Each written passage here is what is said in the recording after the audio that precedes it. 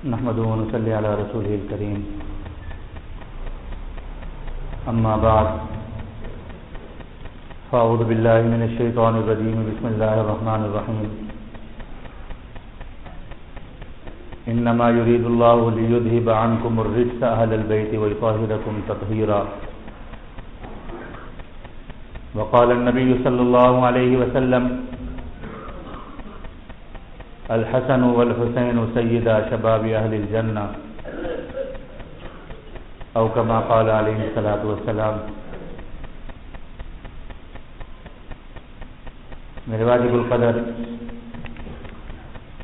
عزیز بھائیو، دوستو، بزرگوں، جیسا کہ آپ حضرات کے علم میں ہے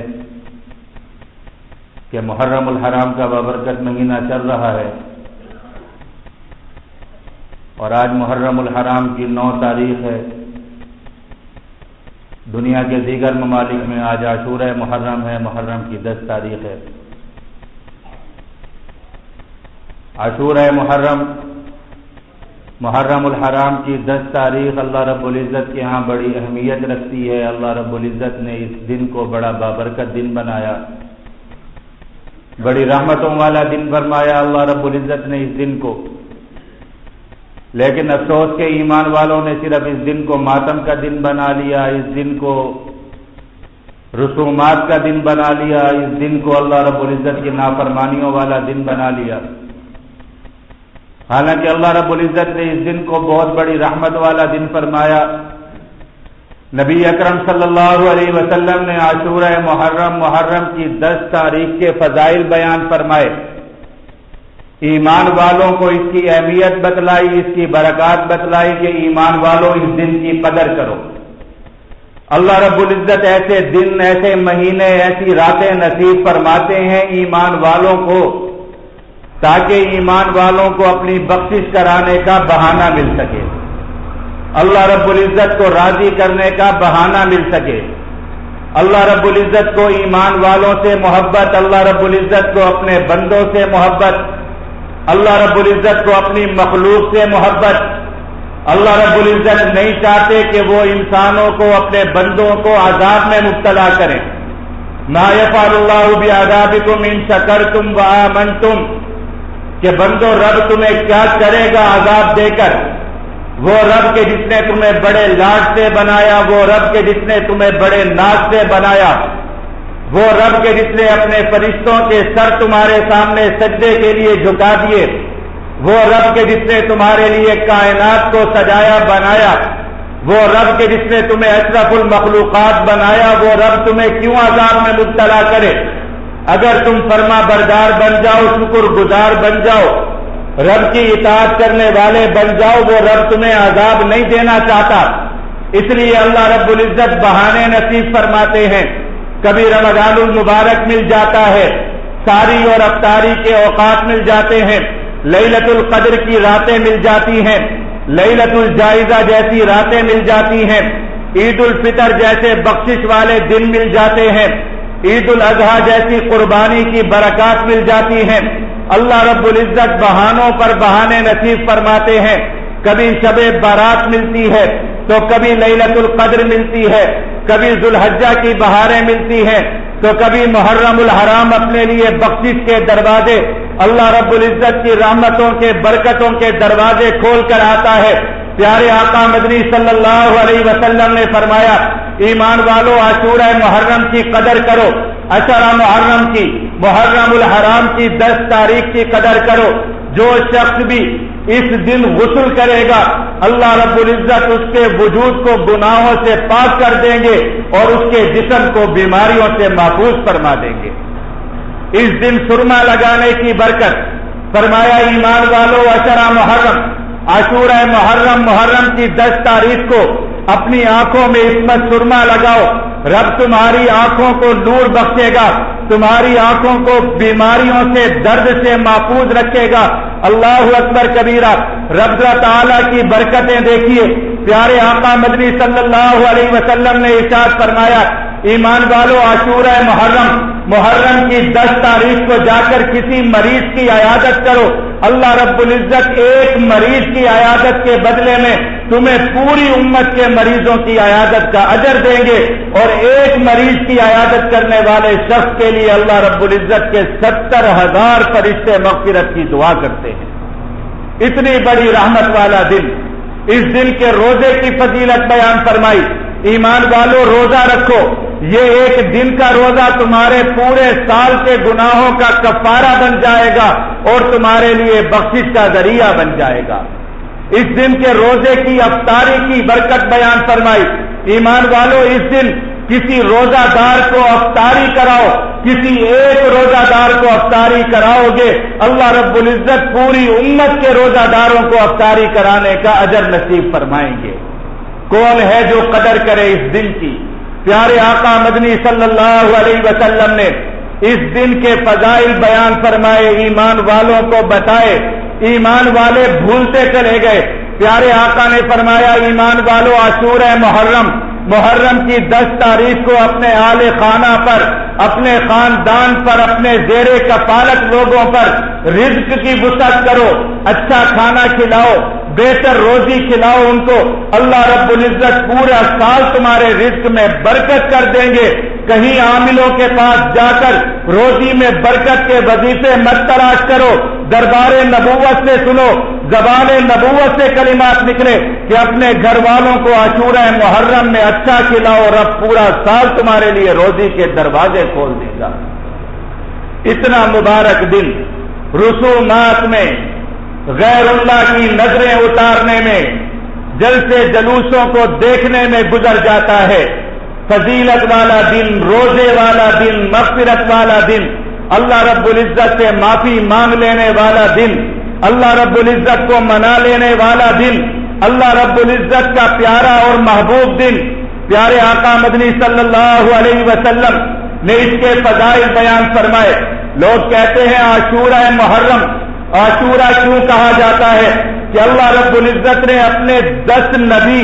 10 انبیاء کرام علیہ الصلوۃ والسلام، انبیاء کرام علیہ الصلوۃ والسلام میں سے بڑی شان والے 10 نبیوں پر اللہ رب العزت نے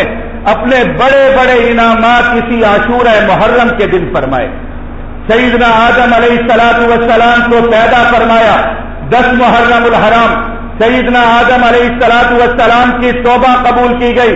10 محرم الحرام، سیدنا نوح علیہ الصلوۃ والسلام کو طوفان نوح سے نجات ملی 10 محرم الحرام، سیدنا ابراہیم علیہ الصلوۃ والسلام کی پیدائش ہوئی 10 محرم الحرام، سیدنا ابراہیم علیہ الصلوۃ والسلام کو بڑھاپے کی حالت میں اولاد کی نعمت دی گئی 10 محرم الحرام، سیدنا ایوب علیہ الصلوۃ والسلام کو مرض اور ابتلا سے نجات دی گئی 10 محرم الحرام، سیدنا یوسف علیہ الصلوۃ والسلام کو جیل کی تاریکیوں سے چھٹکارا ملا 10 محرم الحرام، سیدنا موسیٰ کلیم اللہ علیہ الصلوۃ والسلام کو فرعون کے لشکر سے نجات ملی 10 محرم الحرام، سیدنا ادریس علیہ الصلوۃ والسلام کو مقامات عالیہ ملے، آسمانوں پر لے جایا گیا 10 محرم الحرام، سیدنا یونس علیہ الصلوۃ والسلام کو مچھلی کے پیٹ سے سمندر کے اندھیروں سے نجات ملی 10 محرم الحرام، سیدنا داؤد علیہ الصلوۃ والسلام کو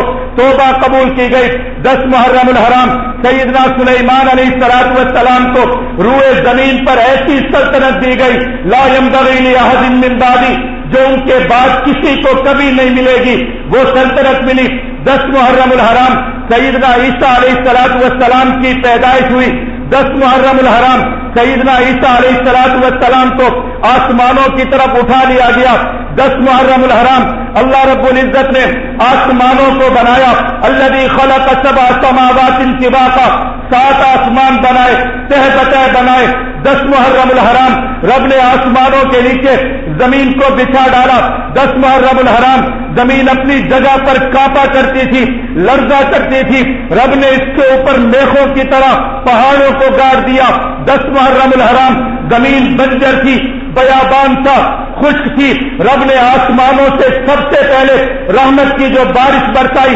10 محرم الحرام، زمین پر سمندر بنائے گئے 10 محرم الحرام، ساری کائنات کو سجا دیا گیا انسانوں کے لیے۔ پھر ہاں وہ وقت آئے گا جب یہ سبع سماوات انطباقا، یہ 7 آسمان، یہ تہ بتہ بچھے ہوئے آسمان لپیٹ دیے جائیں گے، اذا زلزلت الارض زلزالہا، جب اس زمین کو ریزہ ریزہ کر دیا جائے گا، جب ان پہاڑوں کو روئی کے گالوں کی طرح اڑا دیا جائے گا، جب سمندر خشک کر دیے جائیں گے، ہوا کی طرح اڑا دیے جائیں گے اور ساری کائنات کی بساط لپیٹ دی جائے گی، تب بھی 10 محرم الحرام کا دن ہوگا۔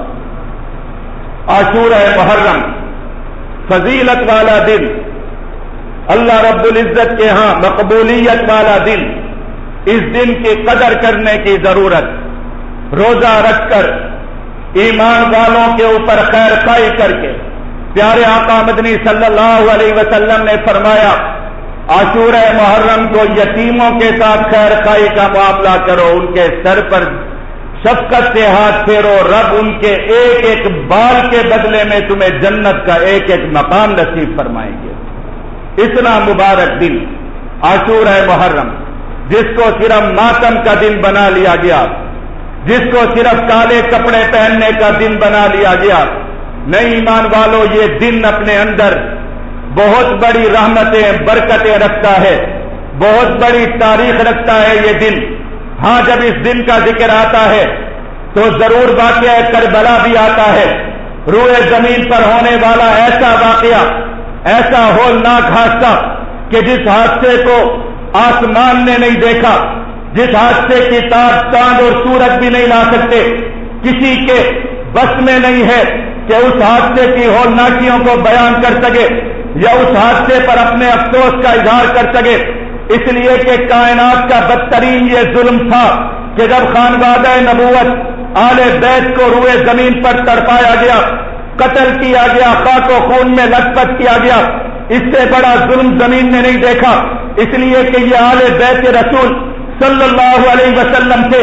ارے یہ کون لوگ تھے؟ یہ محمد الرسول اللہ کی اولاد تھے، وہ محمد الرسول اللہ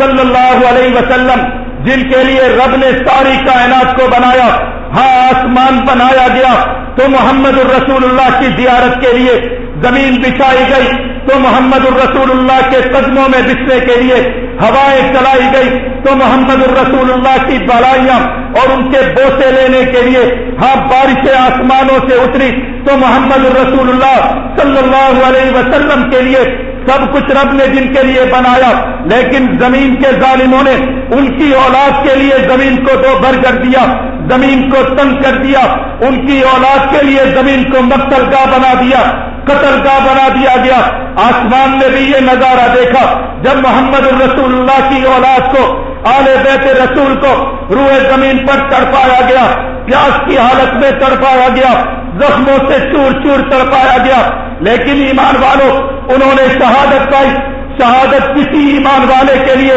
نہ تعزیہ ہے نہ ماتم ہے، شہادت وہ اعزاز کہ جس کو محمد الرسول اللہ صلی اللہ علیہ وسلم رب سے مانگتے چلے گئے، شہادت وہ اعزاز کہ جس کی طلب سیدنا صدیق اکبر کو تھی، شہادت وہ اعزاز کہ جس کو منبر رسول پر مسجد نبوی کے مسلح پر کھڑے ہو کر سیدنا فاروق اعظم نے گلے سے لگایا، شہادت وہ عظمت کا تاج جس کو عثمان ذی النورین نے بھوک اور پیاس کی حالت میں، روزے کی حالت میں اپنے گلے سے لگایا، شہادت وہ مقام کہ جس کو علی المرتضیٰ نے نماز کی حالت میں اپنے سینے سے لگایا۔ شہادت ہر ایمان والے کا مطلوب، شہادت ہر ایمان والے کا مقصود۔ اللہ رب العزت نے جن لوگوں کو شہادت دی، ایمان والے شہادت پر ماتم یا تعزیے نہیں نکالا کرتے۔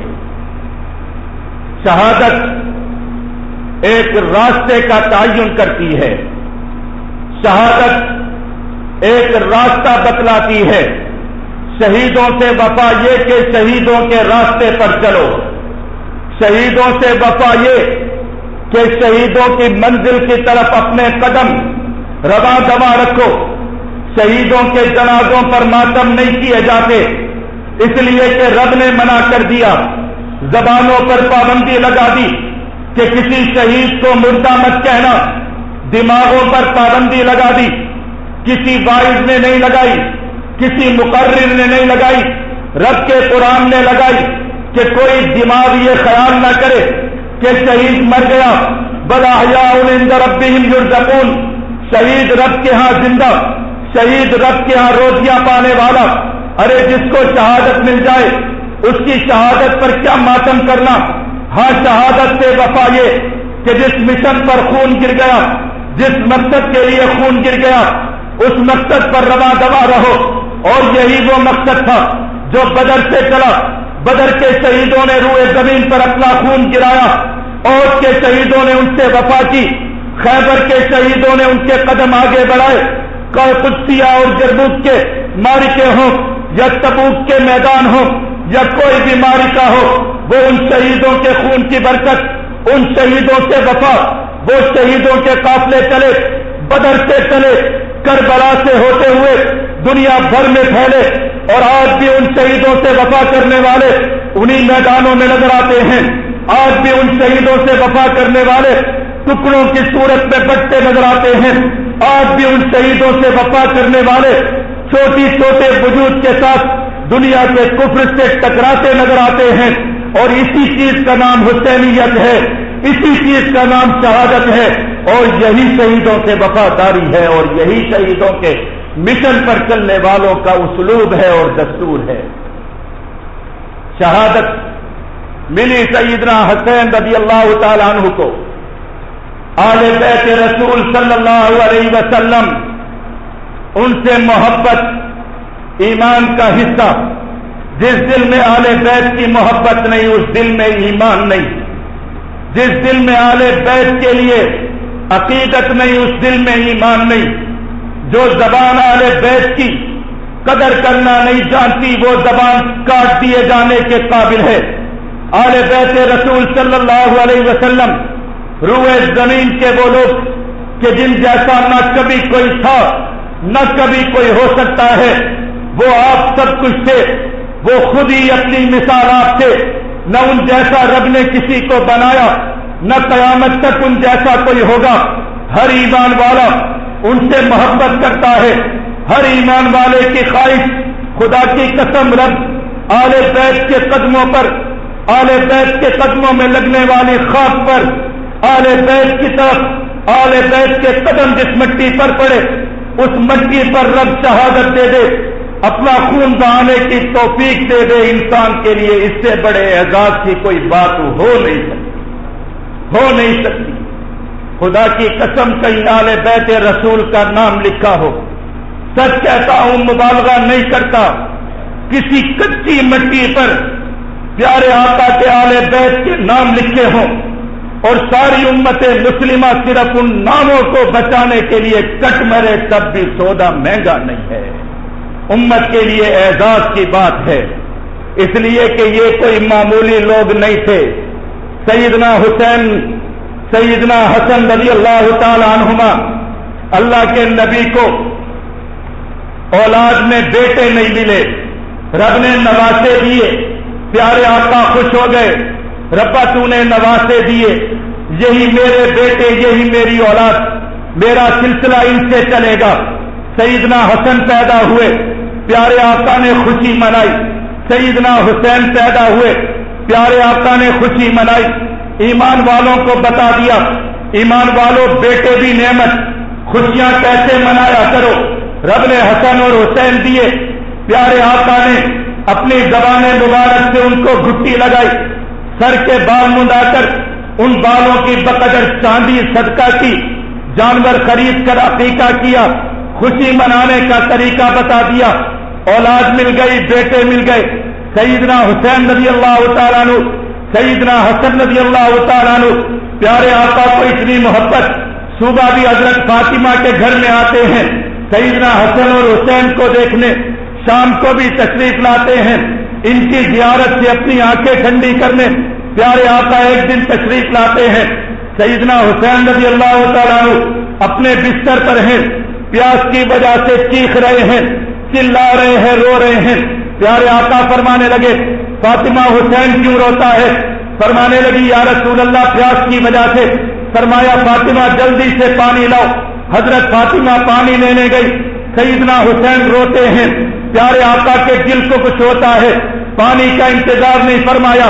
اپنی زبان مبارک نکال کر سیدنا حسین کے منہ میں دی۔ حسین تو نبی کی زبان کو چوس کر اپنی پیاس کو بجھا،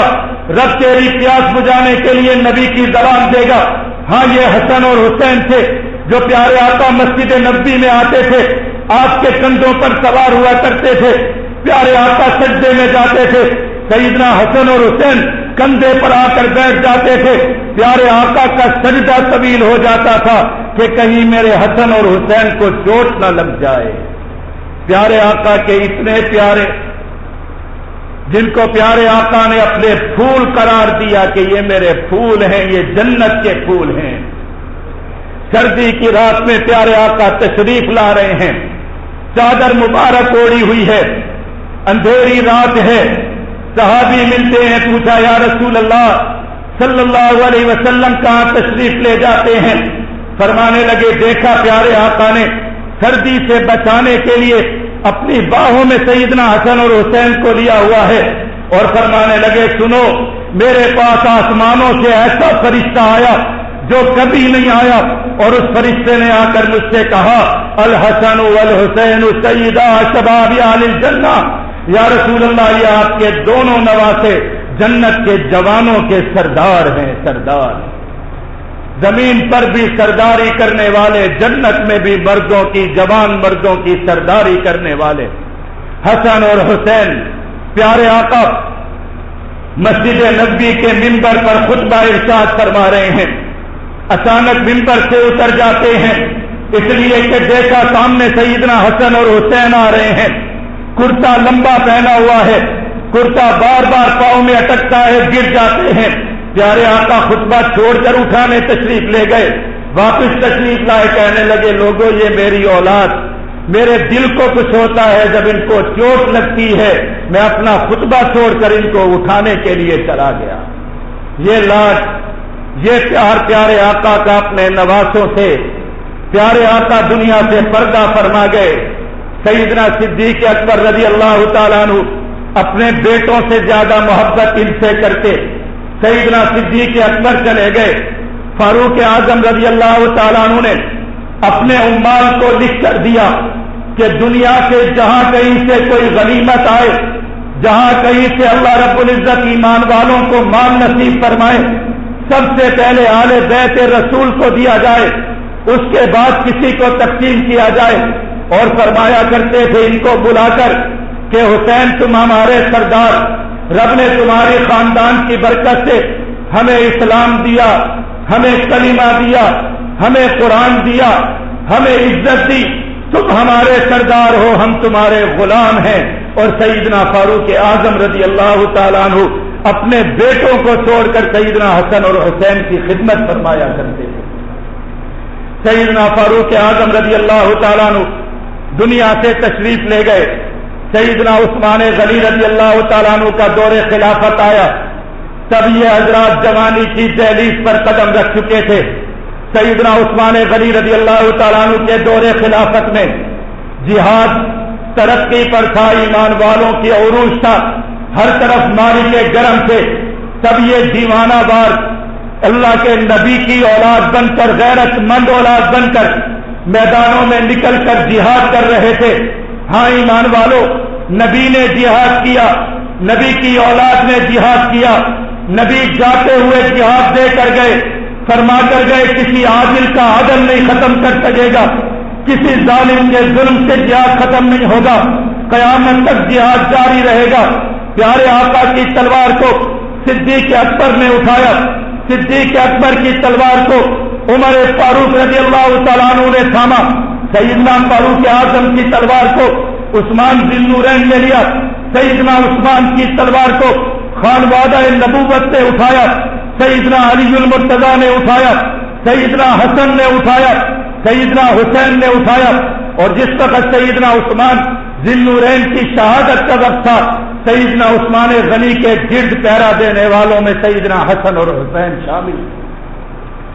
سیدنا علی المرتضیٰ کا دور خلافت آیا، یہ حضرات تب بھی جہادی مارکوں میں مشغول رہے، مصروف رہے۔ سیدنا علی المرتضیٰ کے دور خلافت کے بعد سیدنا امیر معاویہ رضی اللہ تعالیٰ عنہ کا عظیم الشان فتوحات کا دور آیا، تب بھی یہ دنیا میں جہاد میں رہے، بڑے بڑے مارکوں میں رہے۔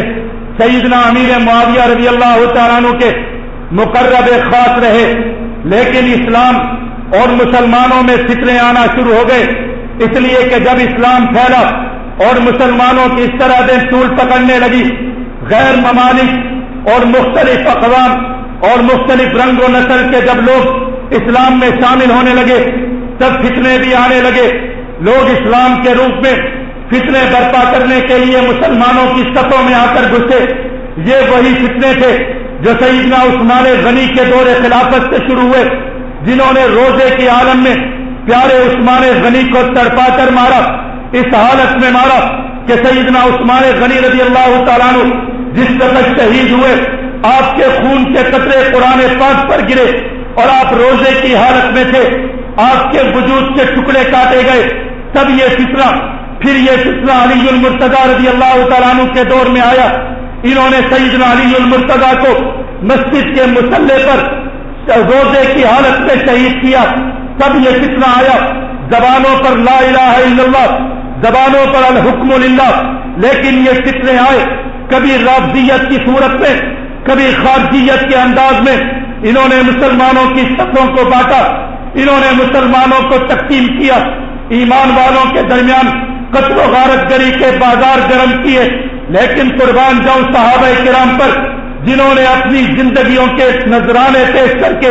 اسلام کا ایسا دفاع کیا کہ ایمان والوں آج میں اور تم یہاں بیٹھ کر کلمہ پڑھ رہے ہیں، یہ صحابہ کرام کے خون کی برکت ہے۔ اگر وہ لوگ نہ ہوتے تو یہ فتنے اس تیزی کے ساتھ آئے تھے کہ شاید دنیا سے اسلام نام کی چیز ہی ختم کر دی جاتی، لیکن وہ آزمائے گئے، آزمائشوں سے نکلے، اپنے وجود پیش کر کے نکلے۔ ایمان والوں پر آزمائش آئی کہ جب امیر معاویہ رضی اللہ تعالیٰ عنہ کے خلافت کے دور کے بعد، ان کی دنیا سے رخصتی کے بعد یزید بن معاویہ خلیفہ بنا، سیدنا حسین رضی اللہ تعالیٰ عنہ نے یزید کے ہاتھ پر بیعت کرنے سے انکار فرمایا۔ کہا میں دیکھوں گا، اگر رب کے احکامات کو ماننے والا ہوا، رب کے احکامات کو نافذ کرنے والا ہوا، ضرور اس کے ہاتھ پر بیعت کروں گا۔ اگر یہ رب کا نافرمان ہوا اور رب کے احکامات کا نافرمان ہوا، تب اس کے ہاتھ پر بیعت نہیں کروں گا۔ سیدنا حسین رضی اللہ تعالیٰ عنہ مکہ المکرمہ میں ہیں، کوفہ سے لوگوں کے خطوط آنا شروع ہوتے ہیں کہ یا حسین یا حسین، وا حسین یا حسین۔ ہاں یہ نعرہ لگانے والے، یہ اپنے دیواروں پر، اپنے گھروں پر حسین کے علم بلند کرنے والے یہ لوگ، انہوں نے سیدنا حسین رضی اللہ تعالیٰ عنہ کو لاکھوں خطوط لکھے، ہزاروں خطوط لکھے کہ ہم آپ کے منتظر، مسلمان آپ کے منتظر، اس لیے کہ یزید ظالم، یزید گناہگار، یزید حرام کاموں میں مبتلا ہونے والا، حرام کاموں کو فروغ دینے والا ایک ظالم حکمران ہے، اس کے خلاف بغاوت آپ کا حق بنتی ہے، ایمان والوں کا حق بنتا ہے۔ آپ تشریف لائیں اور ہمیں آ کر اس ظلم سے نجات عطا فرمائیں، اس ظلم سے نجات دلائیں۔ سیدنا حسین نے خطوط پڑھے، ارادہ کیا کہ کوفہ کی طرف جا کر حالات کا پتہ کریں، یزید سے جا کر معاملات کا پتہ کریں، اس سے بات چیت کریں۔ حضرات صحابہ کرام رضوان اللہ تعالی علیہ مجمعین میں جو اکابر صحابہ تھے، انہوں نے منع فرمایا سیدنا حسین رضی اللہ تعالیٰ عنہ کو کہ آپ کوفہ والوں کی باتوں پر مت آئیے، اس لیے کہ یہ وہ ظالم لوگ ہیں جنہوں نے سیدنا عثمان غنی کا خون کیا، پھر ان کے قتل کا بدلہ لینے کے لیے ایمان والوں کی لاشیں لگائی، پھر انہوں نے سیدنا علی المرتضیٰ کو تڑپایا۔ یہ وہی ظالم لوگ جنہوں نے سیدنا حسن کو زہر دے کر شہید کیا، یہ آپ کو بھی ختم کر دیں گے۔ آپ ان کے وعدوں پر، آپ ان کے نعروں پر یقین نہ کریں، لیکن پیارے آقا کی اولاد میں سے تھے، فرمانے لگے اپنے نانا حضور کی زبان نبوت سے سنا تھا کہ ایمان والوں سنو، جس شخص نے بھی کسی ظالم حکمران کی اعانت کی، اس کی مدد کی یا اس کے خلاف خاموش رہا، کل قیامت کے دن وہ اسی ظالم کے ساتھ کھڑا کیا جائے گا۔ مجھے مظلوم پکارتے ہیں، میں ان کی فریاد پر خاموش نہیں بیٹھ سکتا۔ غیرت کا تقاضا، ایمان کا تقاضا، حمیت کا تقاضا، اور یہی حسینیت آج ہم سے آ کے سوال کرتے ہیں کہ تم کشمیر والوں کے مامے لگتے ہو، تم نے کیا جسم پر خاکی وردیاں پہنی ہیں کہ تم کشمیر کے مظلوموں کی بات کرتے ہو، تم انڈیا کے مسلمانوں کی بات کرتے ہو، تم فلسطین کے مسلمانوں کی بات کرتے ہو؟ کیا سارے جہان کا غم تمہارے دلوں میں ہے کہ تم آفیہ جیسی بچیوں کی باتیں کرتے ہو؟ ہم کہتے ہیں ہاں، حسینیت کا مزاج یہی ہے کہ ہر مظلوم کا ساتھ دو، ہر ظالم کے خلاف آواز بلند کرو، تلوار بلند کرو۔ کشمیر کے مسلمان مظلوم اللہ کے فضل سے قربانیاں دے رہے ہیں، دیتے رہیں گے، مارتے رہو چھاپے، ایک گرے گا دوسرا اٹھ کر جائے گا۔ انڈیا کے 24 کروڑ مسلمانوں کی آزادی کی جنگ لڑ رہے ہیں، انشاءاللہ ہم نہیں، ہماری نسلیں دیکھیں گی کہ ہندوستان کا مسلمان آزاد ہوگا اور لا الہ الا اللہ کے پرچم بلند کیے جائیں گے انشاءاللہ۔ حسینیت اسی چیز کا نام۔ سیدنا حسین چل پڑے، قافلہ بھی چل پڑا، لاکھوں لوگ ساتھ، نعرے لگانے والے یا حسین کہنے والے ساتھ چل پڑے۔ قافلہ کربلا کی طرف رواں دواں ہے، قافلہ آگے کی طرف چل رہا ہے۔ حضرت مسلم بن عقیل رضی اللہ تعالیٰ عنہ کو بھیجا کہ جائیے جا کر کوفہ کے حالات پتہ کیجیے۔ سیدنا مسلم بن عقیل رضی اللہ تعالیٰ عنہ کوفہ تشریف لے گئے، لاکھوں لوگوں نے آ کر استقبال کیا اور کہا کہ سیدنا حسین کا انتظار ہے، جلدی سے ان کو بلایا جائے۔ سروں پر اور کندھوں پر اٹھا کر کوفہ کی مسجد میں لے گئے، ہاتھ پر بیعت ہونے لگی۔ سیدنا حسین کو خبر ملی کہ کوفہ کے لوگ اپنے عہد پر، اپنے عزم پر قائم ہیں، آپ جلدی سے تشریف لے آئیے۔ سیدنا حسین رضی اللہ تعالیٰ عنہ رواں دواں مکہ المکرمہ سے چلنے والا یہ قافلہ شاب ابی طالب سے ہوتا ہوا کوفہ کی جانب چل رہا ہے۔ یزید کو خبر ملتی ہے کہ کوفہ کی جانب سیدنا حسین چل پڑے ہیں۔ اپنے ایک کمانڈر اور گورنر جو کہ بصرہ کا گورنر عبید اللہ بن زیاد، اس کو روانہ کیا اور کہا کہ جاؤ جا کر کوفہ کے حالات کو سنبھالو، تمہیں بصرہ کی گورنری کے ساتھ کوفہ کی گورنری بھی دی جائے گی۔ ہاں ایمان والو، یہاں سے ملوکیت کی داستان شروع ہوتی ہے، یہاں سے اقتدار کی ہوس میں ڈوبے ہوئے کلمہ پڑھنے والوں کی تاریخ مورخ لکھنا شروع کرتا ہے، جو ہر زمانے میں اپنے اقتدار کے لیے، اپنے عہدوں کے لیے، اپنے کندھوں پر لگے ہوئے تار بڑھانے کے لیے مسلمانوں کا قتل کرتے ہیں، جن کے لیے ہر ایمان والے کا قتل، ہر ایمان والے کا خون اپنے اقتدار کو طول دینے کی سیڑھی ہوتی ہے۔ خواہ وہ بمباریاں کی جائیں، خواہ وہ مسجدوں میں بم مارے جائیں، خواہ وہ آفیہ جیسی بچیوں کو 5-5 ہزار ڈالر میں اٹھا کر بیچا جائے، خواہ وہ کشمیر کے مسلمانوں کا سودا کیا جائے، خواہ وہ کراچی سے لے کے خیبر پختونخوا تک اور بلوچستان کے پہاڑوں پر مسلمانوں کی لاشوں کو بے یار و مددگار چھوڑا جائے، سب کچھ اقتدار کی خاطر ہوتا ہے، سب کچھ اپنے اقتدار کو بچانے کے لیے ہوتا ہے، سب کچھ اپنے اقتدار کو طول دینے کے لیے ہوتا ہے، ورنہ ان کافروں میں یہ مجال نہیں کہ وہ ایمان والوں کو ختم کر سکے۔ تاریخ یہاں سے شروع ہوئی۔ عبید اللہ بن زیاد کوفہ کا گورنر بننے کے لیے آیا، آ کر کوفہ کی جامع مسجد میں آ کر ایک تقریر کی، کہا کہ لوگوں سنو، یزید بن معاویہ نے مجھے بھیجا ہے، جو اس کے خلاف بغاوت کرے گا اپنی تلوار نکال کر کہا کہ اس کا سر قلم کر دیا جائے گا، جو یزید کا فرما بردار رہے گا اس کو انعامات اور اکرامات کیے جائیں گے، اس کو انعامات سے نوازا جائے گا۔ اللہ اکبر کبیرہ۔ وہ لاکھوں یا حسین کے نعرے لگانے والے، وہ حسین پر قربان ہونے والے، وہ با حسین کہنے والے، سب کے سب اس ایک جرنیل کی تقریر پر، جس نے کھڑے ہوتے کہا کہ حسین کا لشکر کالعدم، حسین کی جماعت بین کر دی گئی، سب نے تسلیم کیا، کوفہ کی مسجد چھوڑ کر بھاگ گئے۔ مسلم بن عقیل رضی اللہ تعالیٰ عنہ کو تنہا چھوڑ دیا گیا، وہ کوفہ کی گلیوں میں بھٹکتے پھرتے ہیں، کوئی پناہ دینے والا نہیں ملتا۔ حضرت ہانی بن عروہ نے پناہ دی، ان کو شہید کر دیا گیا۔ ایک دروازہ کھلا، ایک بوڑھی عورت نے اپنے گھر کا دروازہ کھولا، پناہ دی، لیکن وہ بڑھیا بھی شہید کر دی گئی۔ مسلم بن عقیل رضی اللہ تعالیٰ عنہ کو گرفتار کیا گیا، زبان کاٹی گئی، آنکھیں نکالی گئی، آخری خواہش پوچھی گئی، فرمایا رب کے حضور 4 سجدے دینا چاہتا ہوں، 2 رکعت نماز پڑھنے دی جائے۔ 2 رکعت نماز ادا کی، شہید کر دیے گئے۔ سیدنا حسین کو راستے میں خبر ملی کہ کوفہ کے حالات بدل چکے، کوفہ والے منحرف ہو گئے، مسلم بن عقیل شہید کر دیے گئے، آپ واپس ہو جائیے۔ فرمانے لگے نہیں، نبی کی اولاد ہوں، جب قدم بڑھا لیا واپس نہیں ہو سکتے۔ اللہ کے نبی غیرت کا درس دے کر گئے، اللہ کے نبی حق پر ڈٹ جانے کا درس دے کر گئے۔ اکیلا رہ گیا تب بھی نکلوں گا۔ لوگ تتر بتر ہونے لگے، قافلہ ٹوٹنے لگا۔ مختصر کرتا ہوں واقعہ کربلا،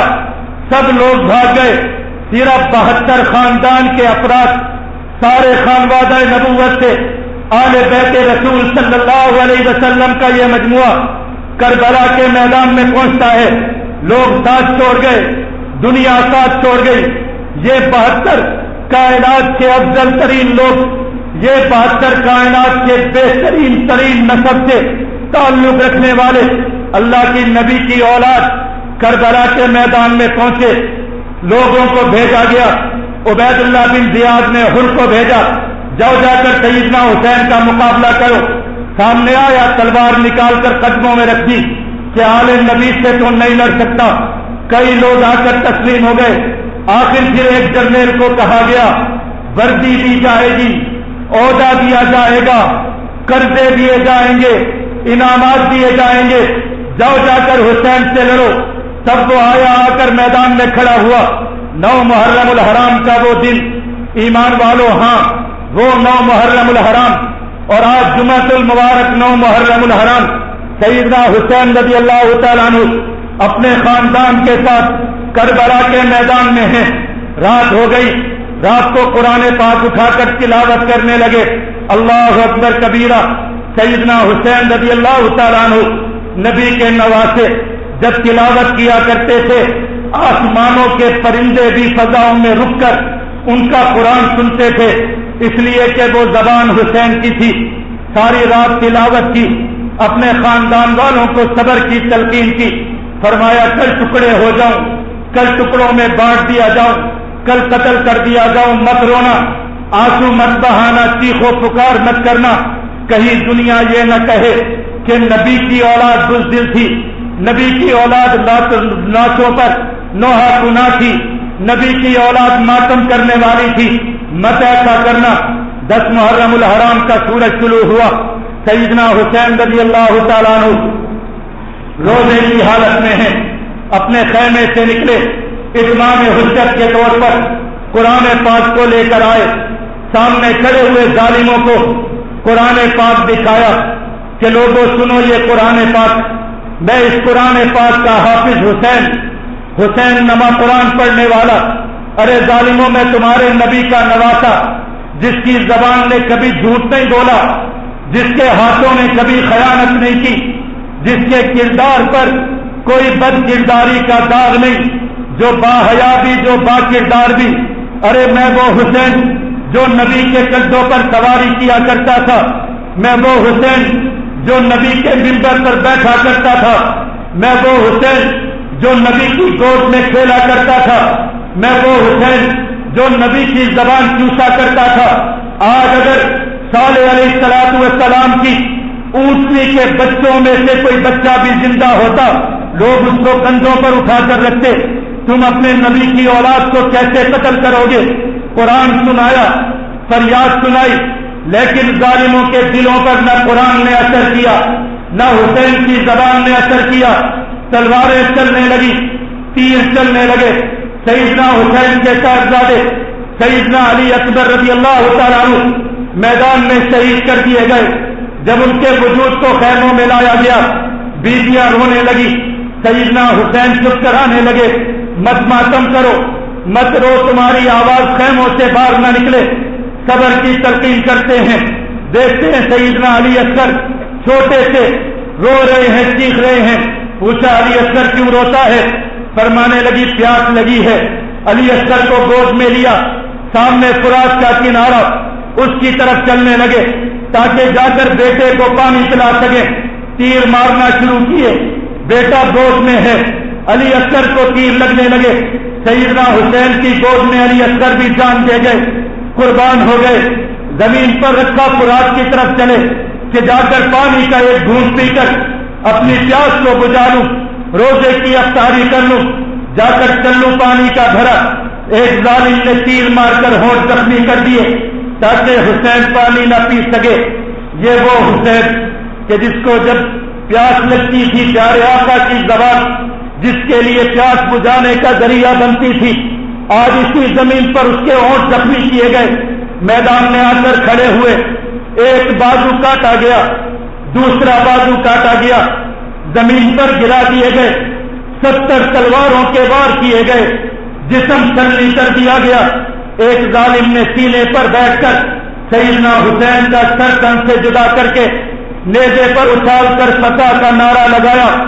اور کہا کہ حسین کو قتل کر دیا گیا. یہ وہ کائنات کا بدترین منظر تھا کہ جب سیدنا حسین کے سر مبارک کو نیزے پر اچھالا گیا، آسمان بھی جوش میں آیا، ہوائیں بھی جوش میں آئی، لال آندھیاں چلی، سورج کو گرن لگا، طوفان چلے. لیکن یہ ظالم بدترین لوگ جو کرنا چاہتے تھے کر چکے. سیدنا ام سلمہ رضی اللہ تعالیٰ عنہ فرماتی ہیں کہ میں نے دیکھا نبی اکرم صلی اللہ علیہ وسلم کو خواب میں کہ آپ صلی اللہ علیہ وسلم موجود، آپ کی داڑھی مبارک میں مٹی،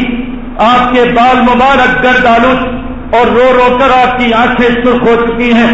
میں نے پوچھا ما لک یا رسول اللہ صلی اللہ علیہ وسلم، اے پیارے آقا آپ کو کیا ہو گیا؟ پیارے آقا فرمانے لگے یا ام سلمہ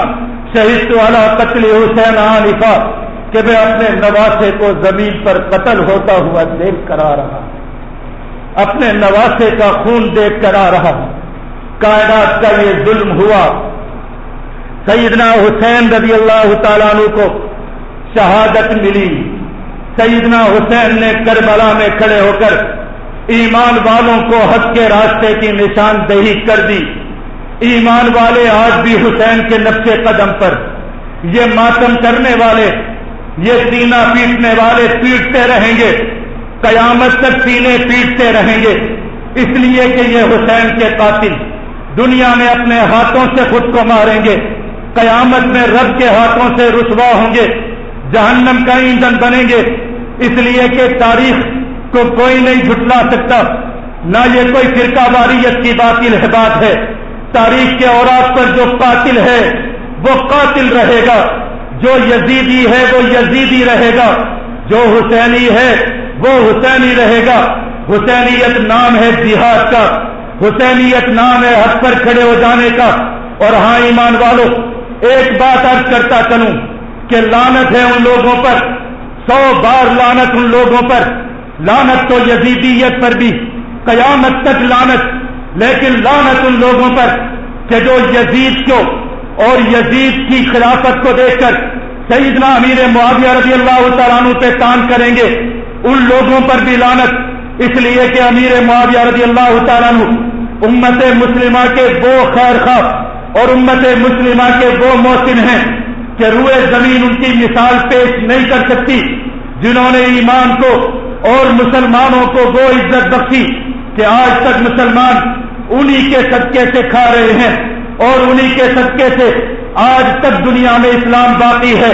کوئی امیر معاویہ پر اگر یزید کی وجہ سے تان کرتا ہے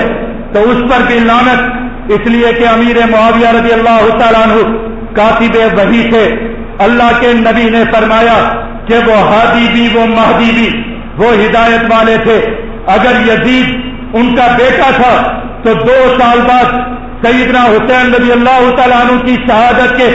2 سال بعد یزید قبر میں پہنچ گیا اور سیدنا امیر معاویہ کے دوسرے بیٹے سے کہا گیا کہ آپ خلافت کو سنبھالیں. انہوں نے انکار کر دیا. انہوں نے کہا اس خلافت کی گدی سے مجھے آل رسول کے خون کی خوشبو آتی ہے،